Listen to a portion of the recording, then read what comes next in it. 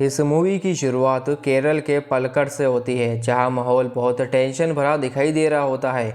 शाम के समय में कुछ लोग एक अकेले आदमी को घेर कर बेरहमी से पीट रहे होते हैं। कोई उसे डंडों से मार आता तो कोई लातों से। वे आदमी खुद को बचाने की कोशिश करता है, लेकिन सामने मौजूद लोग गुस्से में अंधे हो चुके थे। ये सीन शुरुआत में ये एहसास करा देता है कि यह सिर्फ एक साधारण कहानी नहीं, बल्कि विचारधारा, राजनीति और इतिहास की टकराव वाली कहानी होने वाली है। इसके बाद सीन प्रेजेंट समय में एक कॉलेज में आता है। यहाँ प्रोफेसर गोपाल नंदकर्णी सबसे सम्मानित शिक्षकों में से एक माने जाते हैं। वे अपने राष्ट्रवादी विचारों और इतिहास की गहरी समझ के लिए जाने जाते हैं।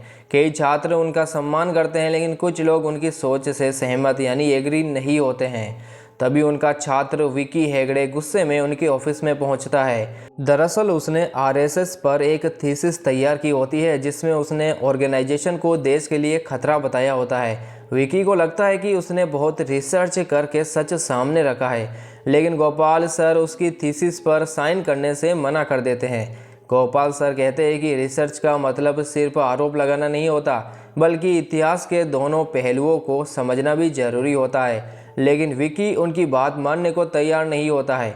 धीरे धीरे दोनों के बीच में बहस बढ़ने लगती है और मामला ऑफिस के बाहर तक पहुंच जाता है। कॉलेज के कई स्टूडेंट्स वहां इकट्ठा हो जाते हैं। बहस के दौरान विकी गुस्से में आरएसएस को एंटी नेशनल कह देता है। यह सुनते ही गोपाल सर अपना आपा खो बैठते हैं और उसे जोरदार थप्पड़ मार देते हैं। पूरा कॉलेज कुछ पल के लिए शांत हो जाता है। अगले ही पल स्टूडेंट्स मोबाइल निकालकर वीडियो रिकॉर्ड करने लगते हैं और थोड़ी ही देर में वे वीडियो सोशल मीडिया पर वायरल हो जाता है। अब कॉलेज दो हिस्सों में बढ़ जाता है। कुछ लोग कहते हैं कि प्रोफेसर होकर छात्र पर हाथ उठाना गलत है, जबकि कुछ लोग मानते हैं कि विकी ने भी हद पार कर दी थी। लेकिन वीडियो में सिर्फ थप्पड़ वाला हिस्सा दिखाई देता है, इसलिए ज़्यादातर लोग विकी का सपोर्ट करने लगते हैं। उस बीच हम उसी कॉलेज की प्रोफेसर पल्लवी को देख पाते हैं, जो पहले से ही गोपाल सर की विचारधारा के खिलाफ है। जैसे ही उसे ये विवाद दिखता है, वे विकी को सपोर्ट करने लगती है। अब मामला सिर्फ कॉलेज तक सीमित नहीं रहता है,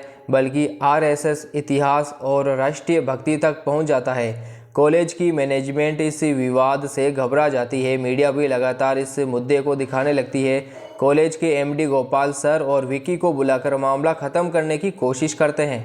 वे चाहते हैं कि गोपाल सर माफ़ी मांग ले, लेकिन गोपाल सर साफ मना कर देते हैं। तभी विकी खुली चुनौती देता है। वे कहता है कि अगर गोपाल सर उसके सवालों के जवाब दे दे तो वे अपनी थीसिस वापस ले लेगा, लेकिन अगर जवाब नहीं दे पाए तो उन्हें उसकी थीसिस अप्रूव करनी पड़ेगी। इसके बाद वे अपने 5 सवाल पूछने का फैसला करता है।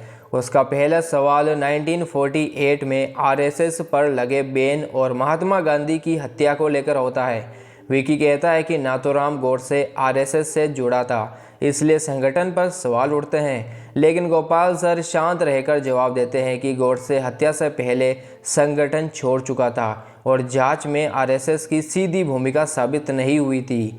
इसके बाद विकी दूसरा सवाल 1975 की इमरजेंसी पर पूछता है। वे आरोप लगाता है कि उस समय आरएसएस ने सरकार के सामने घुटने टेक दिए थे। गोपाल सर जवाब देते हैं कि उस समय हजारों लोग जेलों में बंद थे और परिवार मुश्किलों में थे। ऐसे समय में बाहर आने की कोशिश करना डर नहीं, बल्कि रणनीति थी। धीरे धीरे ये बहस पूरे देश में फैल जाती है। सोशल मीडिया, न्यूज़ चैनल और राजनीति, हर जगह सिर्फ इसी मुद्दे की चर्चा होने लगती है। लोग दो हिस्सों में बढ़ जाते हैं। कोई विकी को सच बोलने वाला स्टूडेंट मानता है, तो कोई गोपाल सर को इतिहास का सही जानकार कहता है। इसके बाद एक बड़ा न्यूज़ चैनल दोनों को लाइव डिबेट में बुलाने का फैसला करता है, ताकि देश के सामने इन सवालों पर खुलकर बहस हो सके। अब मामला सिर्फ एक थप्पड़ का नहीं, बल्कि देश, इतिहास और विचारधारा की सबसे बड़ी बहस बन चुका होता है। इसके बाद पत्रकार आदित्य गोपाल सर के घर पहुंचता है और उनसे लाइव डिबेट में आने की बात करता है।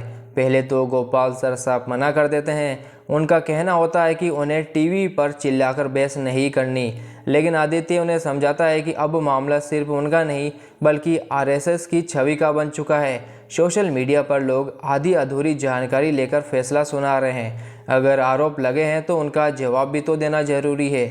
आदित्य की बातें सुनकर गोपाल सर सोच में पड़ जाते हैं। जब आदित्य कहता है कि अगर वे नहीं गए तो लोग मान लेंगे कि विकी सही है, तब ये बात सीधे गोपाल सर के दिल पर लगती है। और आखिर में वे डिबेट में आने के लिए तैयार हो ही जाते हैं। दूसरी तरफ विक्की अपने घर में लगातार न्यूज़ देख रहा होता है। हर चैनल पर सिर्फ उसी की चर्चा हो रही होती है। कोई उसे युवा क्रांतिकारी बता रहा होता है तो कोई देश विरोधी सोच वाला लड़का। तभी वहाँ सौरभ नाम का आदमी आता है जिसके बड़े नेताओं और संगठनों से कनेक्शन होते हैं और जो खुलकर आरएसएस का विरोध करता है। सौरभ विक्की से कहता है कि अगर उसे फंडिंग, सपोर्ट या मीडिया पावर की ज़रूरत है तो वे उसके साथ है, लेकिन विक्की साफ मना कर देता है। वे कहता है कि ये उसकी अपनी लड़ाई है और वे किसी के सहारे नहीं लड़ेगा। सौरभ समझ जाता है कि विक्की को कंट्रोल करना आसान नहीं होगा और वो वहाँ से चला जाता है। उसके जाने के बाद विक्की की गर्लफ्रेंड सारा वहाँ आती है। वे इस पूरे मामले को लेकर बहुत परेशान होती है। सारा विक्की को समझाती है कि बड़े लोग उसका इस्तेमाल कर रहे हैं और जिस दिन वे हारने लगेगा सब उसका साथ छोड़ देंगे, लेकिन विक्की को पूरा भरोसा था कि वे सच के लिए लड़ रहा है। धीरे धीरे मामला और बड़ा हो जाता है। सोशल मीडिया पर सिर्फ 2 नाम ट्रेंड कर रहे होते हैं, प्रोफेसर गोपाल और विक्की हेगड़े। कहीं गोपाल सर के समर्थन में लोग खड़े थे तो कहीं उनके पुतले जलाए जा रहे थे। न्यूज़ चैनल लगातार लाइव डिबेट का प्रचार कर रहे होते हैं। फिर वो दिन भी आ जाता है जब गोपाल सर और विक्की आमने सामने बैठने वाले होते हैं। न्यूज़ चैनल के बाहर भारी भीड़ जमा हो जाती है। कैमरे, रिपोर्टर और पुलिस हर तरफ मौजूद होती है। तभी अचानक भीड़ में से एक लड़का आगे आता है और गोपाल सर के चेहरे पर काली स्याही फेंक देता है। गोपाल सर की बीवी प्रभा घबरा जाती है और उनका चेहरा साफ करने लगती है, लेकिन सबसे हैरानी वाली बात यह होती है कि गोपाल सर बिल्कुल शांत रहते हैं। वे मुस्कुराकर कहते हैं कि जिस देश पर कालिक पोती गई थी अक्सर इतिहास उसी ने लिखा है। ये सुनकर वहाँ मौजूद लोग भी कुछ पल के लिए चुप हो जाते हैं। इसके बाद लाइव डिबेट शुरू हो जाती है। स्टूडियो पूरा भरा हुआ होता है और देश भर के लोग टीवी और मोबाइल पर इसे लाइव देख रहे होते हैं। बीच में एंकर आदित्य बैठा होता है। वह कहता है कि आज सिर्फ 2 लोग नहीं बल्कि 2 विचारधाराएं आमने सामने बैठी है। अब विक्की अपना तीसरा सवाल पूछता है। वे 1992 में बाबरी मस्जिद गिराए जाने का मुद्दा उठाता है और पूछता है कि क्या आरएसएस हिंसा की राजनीति करती है। पूरा स्टूडियो शांत हो जाता है क्योंकि यह बहुत बड़ा नाजुक सवाल होता है, लेकिन गोपाल सर शांत रहते हैं। वे कहते हैं कि यह सिर्फ जमीन का विवाद नहीं बल्कि करोड़ों लोगों की आस्था का मामला था। वे बताते हैं कि उस जगह को कई लोग राम जन्मभूमि मानते थे और सालों से वहां पूजा करने को लेकर विवाद चल रहा था। विक्की बार बार उन्हें बीच में रोकने की कोशिश करता है, लेकिन गोपाल सर इतिहास और धार्मिक नियमों का हवाला देकर अपनी बात रखते रहते हैं। अब बहस और ज़्यादा सीरियस हो जाती है। इसके बाद विक्की चौथा सवाल पूछता है। वो कहता है कि आरएसएस खुद को सेवा करने वाला संगठन बताती है, लेकिन जब देश में सुनामी आई थी तब वे कहा थी। विक्की सबूत मांगता है और कहता है कि अगर इतनी मदद की गई थी तो उसके फ़ोटो या वीडियो क्यों नहीं है। ये सुनकर गोपाल सर भावुक हो जाते हैं। वे कहते हैं कि सेवा दिखाने के लिए नहीं की जाती, मदद इसलिए नहीं की जाती कि कैमरे में आ सके। तभी चैनल पर एक कॉल आता है। फ़ोन करने वाला व्यक्ति अपना नाम प्रशांत बताता है। प्रशांत बताता है कि सुनामी के समय गोपाल सर ने खुद का बेटा खो दिया था, लेकिन फिर भी वे दूसरों की जान बचाने में लगे रहे। वे कहता है कि अगर उस दिन गोपाल सर उसे नहीं बचाते तो शायद वे आज जिंदा नहीं होता। ये सुनकर पूरा स्टूडियो शांत हो जाता है। गोपाल सर की आंखों में आंसू आ जाते हैं और पहली बार विक्की भी पूरी तरह शांत दिखाई देता है। अब बारी आती है आखिरी सवाल की। विक्की 2018 के केरल के पलक्कड़ में हुई श्रीनाथ नाम के आदमी की हत्या का मुद्दा उठाता है। वे आरोप लगाता है कि इस हत्या के पीछे आरएसएस का हाथ था और संगठन सहानुभूति पाने के लिए खुद को पीड़ित दिखाता है। लेकिन इस बार गोपाल सर कहते हैं कि जवाब वे नहीं बल्कि एक वीडियो देगा। स्क्रीन पर वीडियो चलाया जाता है जिसमें कुछ लोग एक आदमी को बेरहमी से मारते दिखाई देते हैं। बाद में वीडियो में कुछ लोग टोपी पहनकर नारे लगाते नजर आते हैं। गोपाल सर कहते हैं कि सच्चाई हमेशा वैसी नहीं होती जैसी सोशल मीडिया पर दिखाई देती है। उनका कहना होता है कि कई बार लोगों को भड़काने और समाज को बांटने के लिए झूठी कहानियां बनाई जाती है। ये सुनकर पूरा स्टूडियो फिर से सन्न रह जाता है और बहस अपने सबसे बड़े मोड़ पर पहुंच जाती है। इसके बाद स्टूडियो में अचानक हंगामा शुरू हो जाता है। गोपाल सर द्वारा दिखाए गए वीडियो के बाद हर तरफ शोर मच जाता है। लोग अलग अलग बातें करने लगते हैं। किसी को लग रहा होता है कि अब सच सामने आ चुका है तो कोई अभी भी कन्फ्यूज़न में होता है। लेकिन इस पूरे माहौल में सबसे ज़्यादा हैरान करने वाली बात यह होती है कि विक्की बिल्कुल शांत बैठा होता है। उसके चेहरे पर ना गुस्सा होता है और ना ही डर। ऐसा लग रहा होता है कि जैसे उसे यह जवाब पहले से ही पता था। अब कहानी में एक बहुत बड़ा ट्विस्ट आ जाता है। स्टूडियो के अंदर बैठी एक रिपोर्टर को अचानक कुछ जानकारी मिलती है। वह तुरंत चैनल के अंदर फ़ोन करती है। जैसे ही ये खबर अंदर पहुंचती है, वहाँ मौजूद सभी लोग हैरान रह जाते हैं। उन्हें पता चलता है कि जिसे सब लोग विकी हेगड़े समझ रहे थे, वे असल में विकी हेगड़े था ही नहीं। ये सच सामने आते ही पूरा माहौल बदल जाता है। पल्लवी की असिस्टेंट तुरंत ये बात उसे बताती है। ये सुनकर पल्लवी पूरी तरह शॉक में चली जाती है। उसे यकीन ही नहीं होता है कि जिस लड़के को वे सब अब तक सिर्फ एक गुस्से में भरा छात्र समझ रही थी, वे असल में कोई और निकला। पल्लवी हैरानी से कहती है, मतलब वो शुरू से हम सबके साथ खेल खेल रहा था। अब धीरे धीरे असली सच सामने आने लगता है। पता चलता है कि वे लड़का असल में केरल के उसी श्रीनाथ का बेटा था जिसकी हत्या दिखाई गई थी। यानी उसने अपनी असली पहचान छिपाकर कॉलेज में एंट्री ली थी। अब गोपाल सर भी गहरे सोच में डूब जाते हैं।